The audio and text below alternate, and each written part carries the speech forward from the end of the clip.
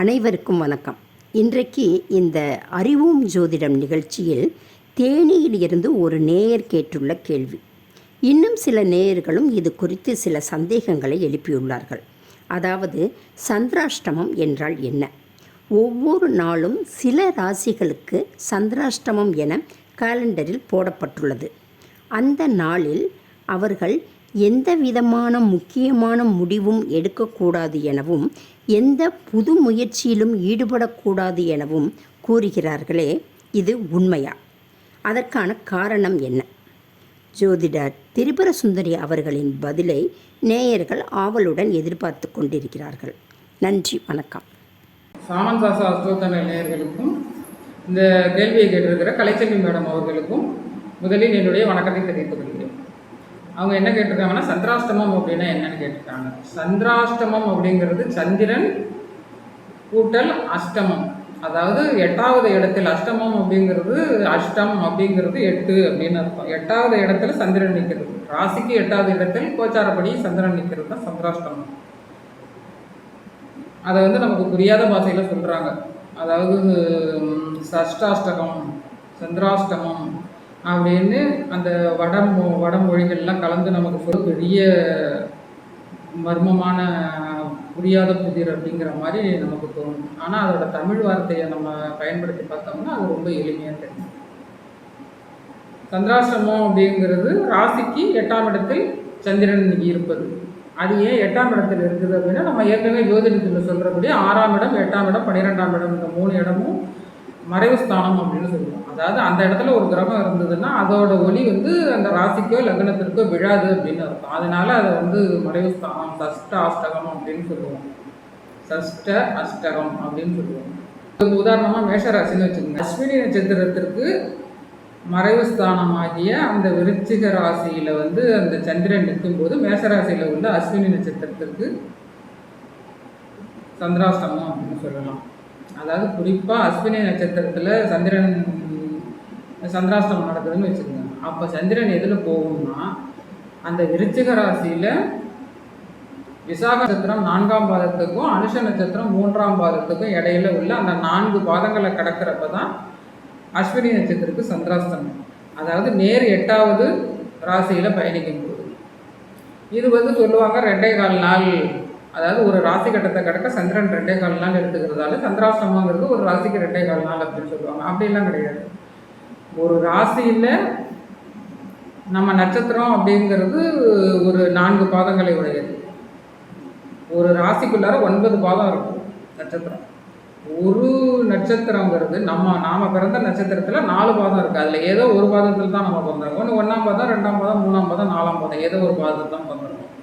அப்போது அந்த 4 பாதத்தில் ஏதோ ஒரு பாதத்தில் இருக்கிறது அந்த குறிப்பிட்ட ஒரு 6 மணி நேரம் தான் நமக்கு சந்திராஷ்டமம் அப்படிங்கிறது.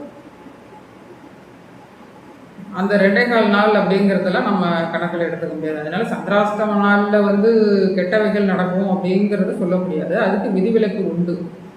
அதாவது 8ஆம் இடத்துல சந்திரன் மறையும் போது அது சந்திராஷ்டமம்னு நம்ம சொல்கிறோம்.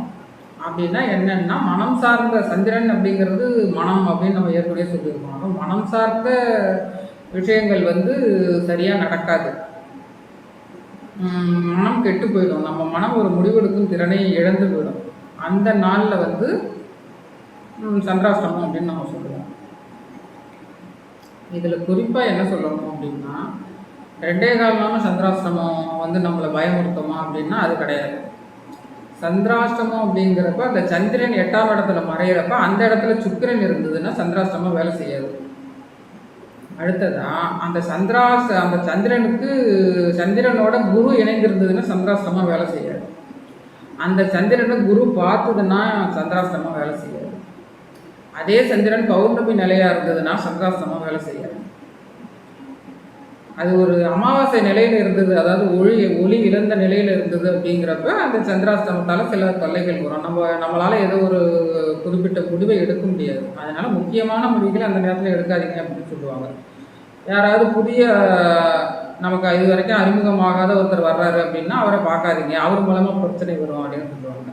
ஏதோ ஒரு இடம் ரெஜிஸ்ட்ரேஷன் பண்ணுறோம், ஒரு முக்கியமாக இடம் வாங்குகிறோம் அப்படின்னு நிற்கிறோம் அப்படின்னா அந்த மாதிரி முக்கியமான வேலைகள், திடீர்னு நம்ம நல்ல ஒரு வேலைக்கு போகிறோம் அப்படின்னா அந்த மாதிரி முக்கியமான வேலைகளை அந்த சந்திராஷ்டம நாளில் எடுக்காதீங்க அப்படின்னு சொல்லுவாங்க. ஏன்னா அங்கே மனம் வந்து நம்ம மனமே தடுமாறிட்டு இருக்கும், இப்படி செய்யலாமா அப்படி செய்யலாமா அப்படின்னு தடுமாறும். அதனால் அந்த முக்கியமான பொறுப்புகளை அந்த நாளில் எடுக்காதீங்க அப்படிம்பாங்க. அந்த நாள்னா அந்த ஒரு நாளையும் சொல்ல மாட்டாங்க. நாம் எந்த பாதத்தில் வந்திருக்கோமோ அதற்கு எட்டாவது இடத்துல ஒரு நட்சத்திரம் இருக்குல்ல, அந்த நட்சத்திரத்தின் பாதத்தில், அது எந்த குறிப்பிட்ட பாதத்தில் போகிறப்போ அந்த ஒரு 6 மணி நேரம் தான் நமக்கு சந்திராஷ்டமம் அப்படிங்கிறது நடக்குது. அதுவும் இந்த அமாவாசை நாட்களில் தான் நடக்குது. இல்லை அந்த சந்திரன் வந்து அந்த சமயத்தில் சனியோட சேர்ந்துருந்ததுன்னா அந்த சந்திராஷ்டமம் வந்து சில கெடுதல்களை கொடுக்கும். மற்றபடி 2.5 நாள்லாம் வந்து அப்படி ஒன்றும் நல்ல கெட்ட விஷயங்கள்லாம் நடந்துடாது. ஏன்னா அப்போ கொஞ்சம் நம்ம ஜாக்கிரதையாக இருக்கணும்னு இருக்கோம். ஏன்னா நம்ம மனம் வந்து இந்த 8ஆம் இடத்துல சந்திரன்கிறது மறையதால் நமக்கு நல்ல முடிவு எடுக்க முடியாது. சில விஷயங்களில் நம்ம கொஞ்சம் ஏமாளிதனமாக இருப்போம். ஒரு பர்ஸ் வச்சுருப்போம், விட்டுருவோம், ஒரு மறதி வந்துடும், சில பொருள்களை தொலைக்க நேரிடும். அதனால சந்திராஷ்டமனால ஜாக்கிரதையாக இருங்க அப்படின்னு சொல்லுவாங்க. அதனால் சந்திராஷ்டமம்னா 2.25 நாளும் நம்ம ஒன்றுமே செய்யாமல் இருக்கணும் அப்படிங்கிறது பொருள் இல்லை.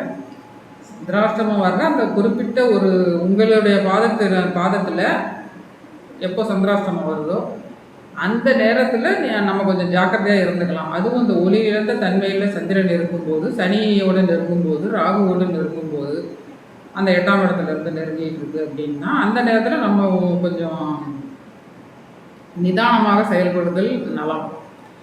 மற்ற நாட்கள்லாம் நமக்கு ஒன்றும் சந்திராஷ்டமெல்லாம் அப்படி ஒன்றும் பெருசாக வேலை செஞ்சிடாது. அதனால் நம்ம பயப்பட வேணாம் அப்படின்னு சொல்லி இந்த நிகழ்ச்சிக்கு இருந்து விடைபெறுகிறேன். நன்றி, வணக்கம்.